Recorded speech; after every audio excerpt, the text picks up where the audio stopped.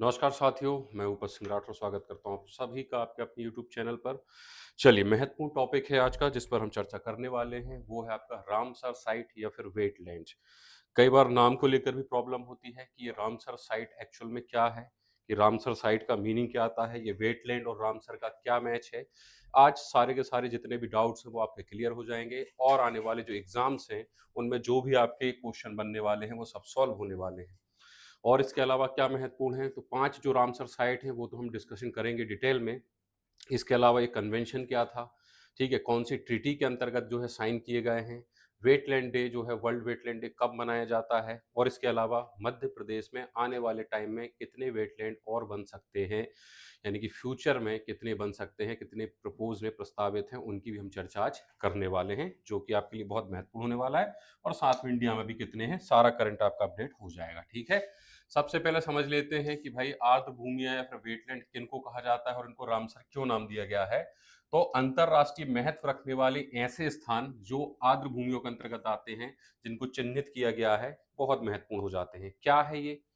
तो आर्द्र भूमियों का मतलब ऐसे स्थान हैं जहां पर कोई तालाब है या पानी संरक्षण करके रखा जाता है, प्राकृतिक रूप से पानी संरक्षित होता है और उनके पास के ऐसे स्थल, पानी के आसपास के वो स्थल जो नॉर्मली अगर देखा जाए तो पानी से लगे हुए क्षेत्र हैं, जो आर्द्र भूमियां होती हैं, ठीक है? यानी कि जिन भूमियों में थोड़ी नमी होती है, वो जो एरिया होते हैं वो थोड़े से महत्वपूर्ण होते हैं प्राकृतिक रूप से, क्योंकि वहाँ पर जो है वनस्पति आप अलग तरीके की आप देखते हैं। इसके अलावा सबसे महत्वपूर्ण पॉइंट हो जाते हैं कि कुछ ऐसे जीव-जंतु जो बहुत दूर, प्रवासी जीव-जंतु जिनको हम कहते हैं, बहुत दूर-दूर से आकर ऐसे स्थानों पर बस जाते हैं कुछ समय के लिए, चाहे वो प्रजनन के लिए हो या चाहे किसी और कारण के लिए हो, वो वहाँ पर सुरक्षित महसूस करते हैं। तो ऐसे स्थानों को क्या किया जाता है, सुरक्षित करने का प्रयास किया जाता है। कारण क्या है?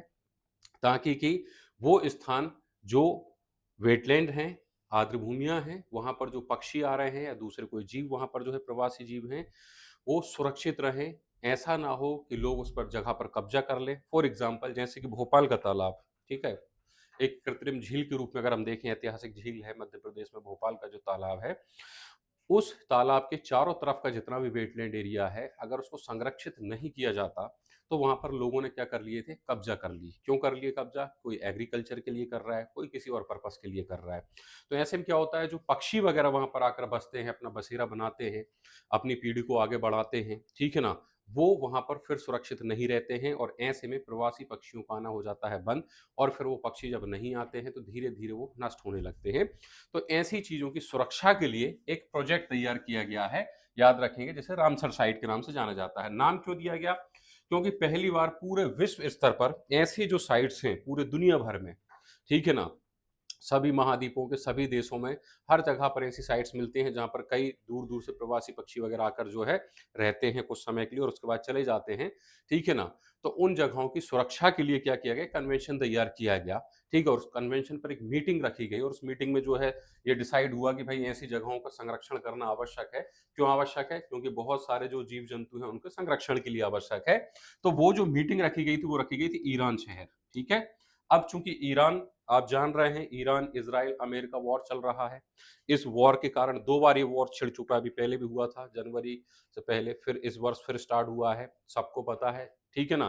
तो अब वॉर से तो आपसे प्रश्न नहीं पूछेगा, लेकिन चूँकि भाई आपका एक टॉपिक उससे संबंधित है, तो हो सकता है ये प्रश्न आपसे पूछ लिया जाए। तो जो ईरान शहर है, उसमें एक शहर है जो ईरान देश है, उसमें एक शहर है रामसर।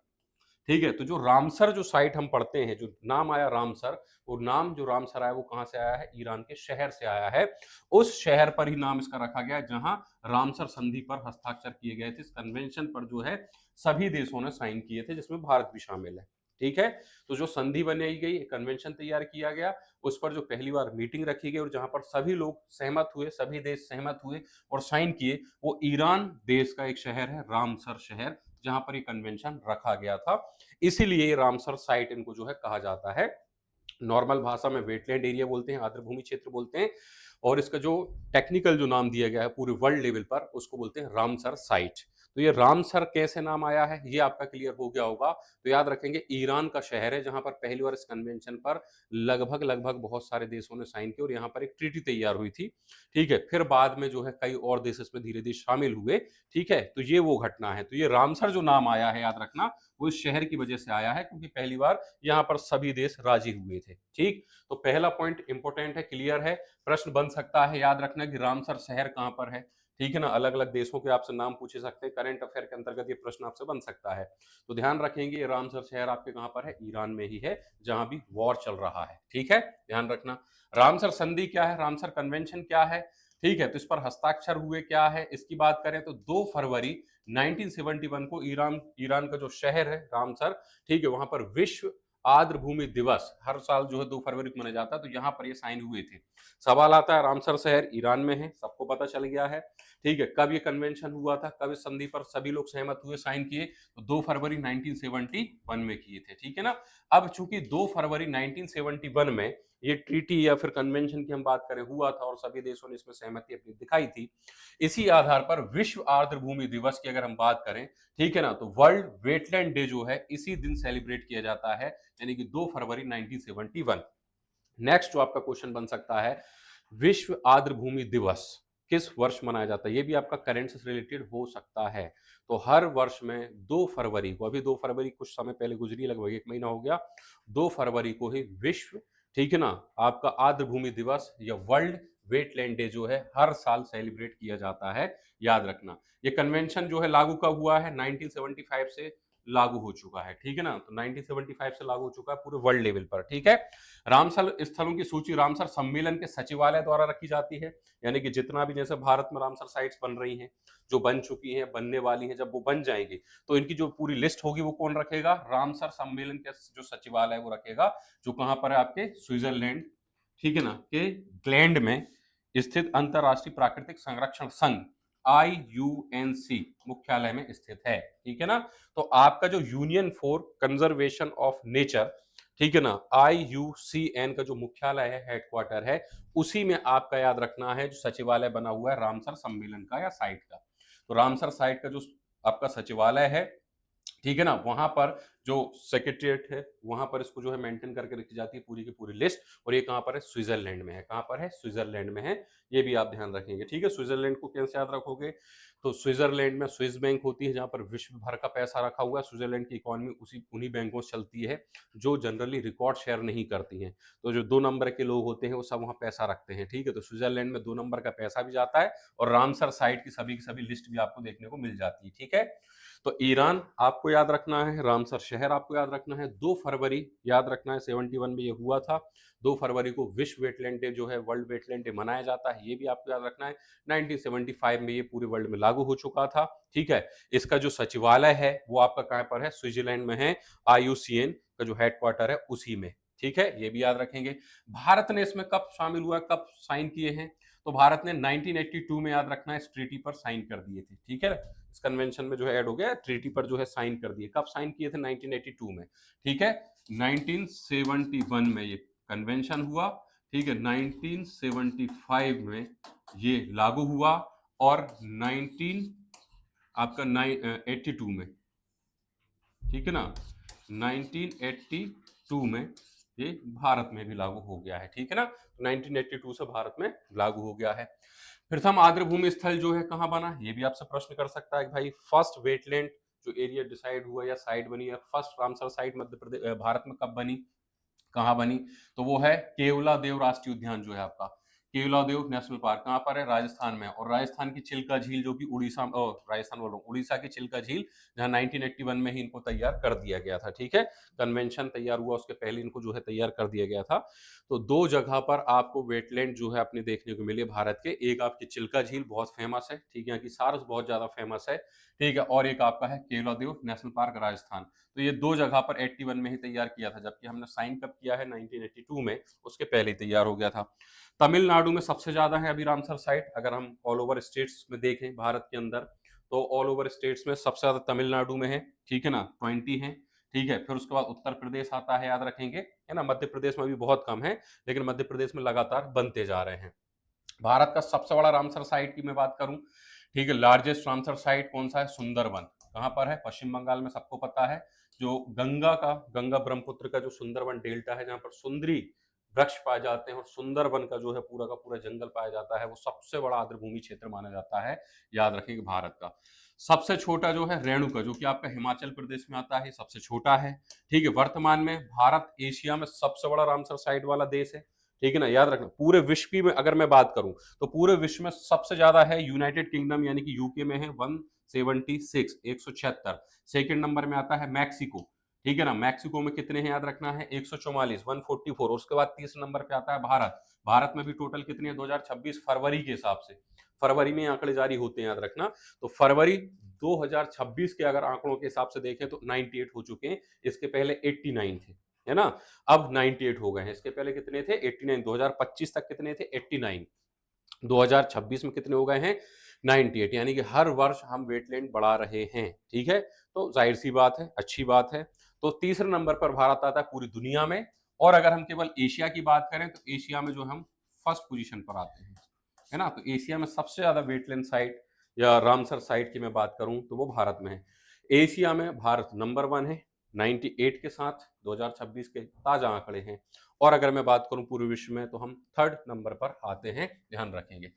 ठीक है, क्या होते हैं आर्द्रभूमि? वे क्षेत्र हैं जो स्थायी और मौसमी रूप से जल से भरे रहते हैं। इनमें नदियां, झीलें, दलदल, समुद्री तटीय क्षेत्र शामिल हैं। ठीक है, रामसर साइट है, कौन से क्षेत्र होते हैं? मैंने बोला दलदली क्षेत्र होते हैं, सीधी सी बात है। जहां पानी होता है, कुछ समय के बाद पानी कम हो जाता है, या जहां वर्ष भर पानी रहता है उसके आसपास जो गीला क्षेत्र रहता है, दलदली क्षेत्र रहता है, ठीक है ना, वो चाहे वो नदियों से संबंधित हो, चाहे वो समुद्र के किनारे हो, चाहे कोई झील से संबंधित हो, सभी जगह।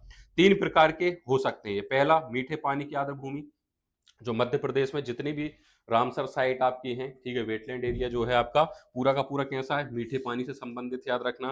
दूसरा होता है खारे पानी की आर्द्रभूमि, ठीक है ना, जैसे चिल्का झील हमने बनाया, खारे पानी की आर्द्रभूमि यानी कि जो समुद्री तल हैं या खारे झील हैं जहां पर नमक होता है, ठीक है ना, उनको भी इसमें शामिल होता है। और तीसरा होता है मानव निर्मित आर्द्रभूमियां, ठीक है ना, जो इंसानों के द्वारा झील वगैरह बनाई जाती हैं उस पर जो भूमियां बनती हैं। ठीक है, इंपोर्टेंस क्या है? जल संरक्षण और भूजल पुनर्भरण की व्यवस्था हो जाती है इससे। ठीक है ना, क्योंकि एरिया जब आप क्या है, जैसे बड़ा तालाब है, लगातार भोपाल के बड़े तालाब में क्या हो रहा था? लोग कब्जे कर रहे थे, ठीक है ना। जमीन थोड़ी बहुत सूखती थी, वहां पर लोग क्या करते थे गर्मियों के समय में, यहाँ वहां से मुरम मिट्टी वगैरह जो है इकट्ठी की और उसको डाल दिया। वो एरिया थोड़ा ऊंचा हो गया तो नेक्स्ट ईयर क्या होगा? वहां पानी का भराव नहीं होगा, फिर उस एरिया पे कब्जा कर लिया। तो ऐसे में क्या होता है? प्राकृतिक संसाधन या जो तालाब वगैरह है वो क्या होते हैं? धीरे धीरे छोटे होते जाते हैं, कम होते जाते हैं, जिससे कि जल भराव की भी व्यवस्था गड़बड़ हो जाती है। इसके अलावा अंडर वाटर जो व्यवस्था होती है वो गड़बड़ हो जाती है, तो उसकी सुरक्षा होगी। क्यों? अब संरक्षण हो गया है, उस एरिया को जो है रिजर्व कर लिया गया है, अब वहां कोई व्यक्ति कब्जा नहीं कर सकता और कोई भी अनऑथोराइज ह्यूमन एक्टिविटी नहीं हो सकती है। ठीक है, तो सुरक्षित हो गया। बाढ़ नियंत्रण और तटीय क्षेत्रों की सुरक्षा हो जाती है जब इस एरिया को अपन कवर कर लेते हैं, ठीक है ना, तो यहाँ पर सरकार का ध्यान रहता है तो बाढ़ वगैरह ना आए। ठीक है, ये सब चीजें हो जाती हैं। अगला है जैव विविधता को बनाए रखना, ठीक है ना, तो जो आपकी जो बायोडाइवर्सिटी होती है, जैव विविधता, वो बनी रहती है। वरना जो पक्षी हिमालय से मध्य प्रदेश में आते हैं प्रवास के लिए, वो आना अगर बंद हो जाएंगे तो सोचो कि जैव विविधता जो है गड़बड़ होगी कि नहीं होगी। ठीक है, तो ये भी अच्छा है। और स्थानीय समुदायों के लिए जो है जीविका, क्योंकि जब वेटलैंड साइट जब बन जाती है तो वहां पर टूरिज्म अट्रैक्ट होता है, और जब टूरिस्ट लोग आते हैं तो वहाँ के आसपास के लोगों को जो है अपनी दुकानें लगाने का मौका मिलता है, कुल मिलाकर उनको रोजगार मिलता है। तो ये भी एक जो है अच्छी जो है काम हो जाता है, अच्छा काम हो जाता है कि लोगों को वहां पर एक अलग से रोजगार आपको मिल जाता है। ठीक है ना। संरक्षण हेतु विश्व वैश्विक पहल की बात करें तो मोट्रेक्स रिकॉर्ड रखे जाते हैं और विश्व आर्द्रभूमि दिवस मनाया जाता है जिससे कि लोग जागरूक रहें। ठीक है ना। 2 फरवरी 2026 के लिए जो थीम थी, ठीक है, हर साल 2 फरवरी को मनाया जाता है, ये तो अपन क्लियर कर चुके हैं। ठीक है, हर साल जब मनाते हैं तो उसकी थीम भी अलग होती है। तो इस बार 2026 को जो थीम थी क्या थी? आर्द्रभूमि और पारंपरिक ज्ञान सांस्कृतिक विरासत का उत्सव। ठीक है ना। तो ये इसकी क्या थी भैया, आपकी याद रखेंगे, जो आयोजन है इसके लिए हमने एक थीम रखी थी, ठीक है ना, जिसके अंतर्गत हमारा जो है वर्ल्ड वेटलैंड डे जो हमने सेलिब्रेट किया था, रामसर साइट डे सेलिब्रेट किया था। तो ये भी हो सकता है आपसे पूछ ले कि इसकी थीम क्या थी, कई बार प्रश्न आ जाते हैं, ठीक है ना, भाई इसकी थीम क्या थी? तो आर्द्रभूमि और पारंपरिक ज्ञान सांस्कृतिक विरासत का उत्सव, ये इसकी क्या थी? 2026 की थीम थी। करंट में इंपोर्टेंट है, याद रखेंगे। ठीक है, अब आ जाते हैं मध्य प्रदेश के रामसर साइट पर आ जाते हैं कि मध्य प्रदेश में रामसर साइट, तो पहला आपका आता है भोज वेटलैंड, सबसे पहला मध्य प्रदेश का यही है, ठीक है ना। भोज तालाब जो आपका है वहां पर बनाया था, तो भोपाल जिले में याद रखना स्थित है। राज्य की पहली रामसर साइट इसको घोषित किया गया था 2002 में, सबसे पहला यही बना था 2002 में, यहीं से शुरुआत हुई। फिर उसके बाद कुछ सालों तक नहीं बने, फिर उसके बाद लगातार बनने स्टार्ट हो गए, ठीक है। तो पहला आपका था भोज वेटलैंड, ठीक है। कौन सा है, जो भोपाल का बड़ा तालाब है, ठीक है ना, भोपाल का जो बड़ा तालाब है उसमें इसको तैयार किया गया है। दूसरा आपका आता है सांग सागर, है ना, सांग सागर, ये कहां पर है, शिवपुरी जिले के माधव नेशनल पार्क के अंतर्गत जो सांग सागर झील है, ठीक है, शिवपुरी में सांग सागर झील है, जिसमें आती है, माधव नेशनल पार्क के अंतर्गत आती है, उसमें ये तैयार किया गया है 2022 में, ठीक है ना। घोषित का मतलब बना ही दिया है, पहले घोषणा हुई उसके बाद इसको बना दिया है 2022। फिर आता है सिरपुर तालाब, ये कहां पर है, इंदौर में है, ठीक है, इसको भी 2022 में बनाया। फिर आता है यशवंत सागर झील, ठीक है, ये कहां पर है, ये भी इंदौर में है, ये भी 2022 में बनाया गया। तो 2022, पहले 2002 में पहला बना भोपाल वाला, भोज वाला फर्स्ट है, ठीक है। उसके बाद फिर हमने नहीं बनाए, फिर उसके बाद हमने 2022 में लगातार कितने, 3 बना दिए हैं, ठीक है ना। 2022 में हमारे कितने वेटलैंड बनाकर तैयार किए, 3 हमने बनाकर तैयार कर दिए, एक शिवपुरी, 2 इंदौर में, ठीक है, याद रखेंगे। फिर उसके बाद जो पांचवा भी रिसेंट बना है वो है तवा जलाशय, तला डैम, तवा जो डैम है, तवा रिवर मैंने पढ़ा ही आप लोगों को, नर्मदा नदी की सबसे बड़ी जो है सहायक नदियों में आती है, जिस पर तवा परियोजना बनी है, तवा डैम बना हुआ है। वही जो तालाब बन गया है डैम बनने के बाद वहां पर भी जो एरिया है वहां पर रामसर साइट तैयार की है, तो ये नर्मदापुरम यानी कि होशंगाबाद जिले में स्थित है, और मध्य प्रदेश का सबसे बड़ा रामसर साइट इसको घोषित किया गया 2024 में, ठीक है। तो 2024 में ये जो है रामसर साइट बनाया, सबसे रिसेंट अभी यही है, ये 5वें नंबर का है, 2024 में बना है। और सबसे अच्छी बात क्या है कि ये सबसे बड़ा है, होशंगाबाद या नर्मदापुरम जिले के अंतर्गत इसको शामिल किया गया है। तो ये तो हो गए 5। अब बात करें आने वाले टाइम में कितने और प्रस्तावित हैं, है ना, तो जो ऑन रिकॉर्ड प्रस्तावित हैं उनकी चर्चा कर लेते हैं। एक है माधव सागर या फिर जाधव सागर, जो कि शिवपुरी जिले में आता है, ठीक है ना, ये आपका प्रस्तावित है, ठीक है। फिर आता है सागर झील, जिसको लाखा बंजारा झील के नाम से जाना जाता है, ये भी आपका सागर में आता है, याद रखना, ठीक है, ये भी आपका प्रस्तावित है। फिर आता है सिंध सागर, जो ईसागढ़ में आता है, ईसागढ़ में जब आप प्रवेश करेंगे, ठीक है, अशोकनगर जिला है, उसमें तहसील है ईसागढ़, प्रवेश करते हैं तो वहीं पर एक जो है झील बनी हुई है, जो बस स्टैंड उसका है उसी के बगल में झील बनी हुई है, ठीक है, उसको भी वेटलैंड बनाने का जो है चल रहा है, ठीक है ना। तो इसको बोलते हैं सिंध सागर, ये भी बनने वाला है। आता है अमृत सागर, जो कि रतलाम जिले में आता है, ये भी बन सकता है। सीता सागर, जो कि दतिया जिले में आता है, ये भी बन सकता है। और गांधी सागर बांध, ठीक है, जो मंदसौर जिले में आता है, चंबल नदी पर, जो चंबल परियोजना के अंतर्गत जो सबसे पहला बांध बनाया गया था, ठीक है ना, 1953 में जो है उसकी नींव रखी गई थी। तो जो पहला डैम बना है, ठीक है, वो आपका आता है मंदसौर जिले के अंतर्गत गांधी सागर बांध। हो सकता है कि सबसे पहले गांधी सागर बांध वाले को बनाया जा सके, क्योंकि उसकी पूरी तैयारियां हो चुकी हैं, तो 2026 या 2027 के लगभग इनको बनाया जा सकता है। तो ये वो रामसर साइट्स हैं जिनको इन फ्यूचर आप रामसर साइट के रूप में देख सकते हैं, ध्यान रखेंगे, ठीक है ना। इसके अलावा जो और इंपॉर्टेंट एक फैक्ट आपको मैं बता दूं कि हाल ही में केंद्र सरकार ने इंदौर और भोपाल 2 शहर हैं, इनको वेटलैंड सिटी या रामसर वेटलैंड सिटी के रूप में जो है नामांकित किया है, जो इन शहरों के जल संरक्षण प्रयासों और वैश्विक पहचान दिलाएगा इन शहरों को, ठीक है ना। अब जो एक नया प्रश्न आपसे बन सकता है, जो कि केंद्र सरकार ने रामसर साइट तो हम बना ही रहे हैं, जो तालाब हैं, पूरे के पूरे 2 शहरों को भी इसमें नामांकित कर दिया है। वो 2 शहर आपके हैं भोपाल और आपका इंदौर शहर, ठीक है ना। तो याद रखेंगे आपका, ठीक है ना। तो इंदौर और भोपाल को रामसर वेटलैंड सिटी के रूप में नामांकित किया है। बहुत जल्द इनकी जब मान्यता मिल जाएगी तो न्यूज की हेडलाइन बनने वाली है। तो 2 शहर और हैं जिनको पूरे के पूरे शहरों को इसमें शामिल कर लिया है। देखते हैं आगे क्या होता है, लेकिन जब भी होगा तो इसमें से होगा, तय है ना। नए आंकड़े फरवरी 2027 में आने वाले हैं, तो देखते हैं फरवरी 2027 में क्या कुछ नया घटना घटती है रामसर साइट के संबंध में, पर होगा वही जो यहाँ आप लोगों ने देख लिया है। तो कैसा लगा आपको ये लेक्चर, कमेंट करके जरूर बताइएगा। इसके अलावा जिन लोगों ने लाइक नहीं किया, कृपया लेक्चर को लाइक कर दें। इसके अतिरिक्त जो नए स्टूडेंट हैं जिन्होंने चैनल सब्सक्राइब नहीं किया, सब्सक्राइब जरूर कर लें। इस चैनल पर आपको आपके आने वाले सभी एग्जाम्स की महत्वपूर्ण जानकारियां मिलने वाली हैं, ठीक है। साथ में ऊपर नंबर दिए गए हैं जो कि साइट पे आपने देखे होंगे, उन नंबर्स पर आप मैसेज करके ग्रुप में ऐड जरूर हो जाएं, ठीक है। चैनल को सब्सक्राइब जरूर कर लें। मिलते हैं नेक्स्ट टॉपिक पर, क्या टॉपिक चाहते हैं अगला कमेंट करके ज़रूर बताइएगा, उस टॉपिक पर हम ज़रूर वीडियो बनाएँगे। मिलते हैं, तब तक के लिए जय हिंद, जय भारत, धन्यवाद।